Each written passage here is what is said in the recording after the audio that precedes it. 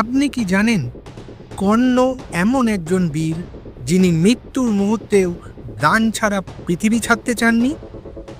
মহাভারতের কুরুক্ষেত্র যুদ্ধে অর্জুনের মহা তেজস্বী তীরবিদ্ধ হয়ে কর্ণ মাটিতে লুটিয়ে পড়েন।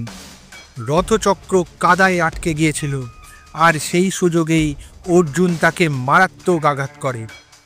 মৃত্যু পথযাত্রী কর্ণ তখনও নিজের নীতিতে অবিচল ছিলেন।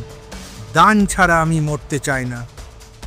তখন সূর্যদেব তার সামনে আবির্ভূত হলেন কর্ণের অপরাজয় দান শক্তি পরীক্ষা করতে। কর্ণ চারিদিকে তাকালেন, কিছুই নেই দেওয়ার মতো। অবশেষে তিনি নিজের মুখ থেকে সোনার দাঁত ভেঙে সূর্যদেবকে দান করলেন। সূর্যদেব বিস্ময়ে বললেন, হে কর্ণ, তুমি সত্যিই অনন্য। মৃত্যুপ্রায় অবস্থায় থেকেও তুমি দান করেছ। এই জন্যই যুগে যুগে তুমি দানবীর কর্ণ নামেই স্মরণীয় হয়ে থাকবে। এই অজানা কাহিনী কি আপনি আগে জানতেন?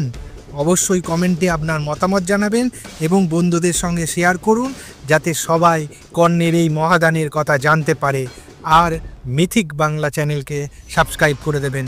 মিথিক বাংলা, যেখানে পুরাণ জীবন্ত হয়।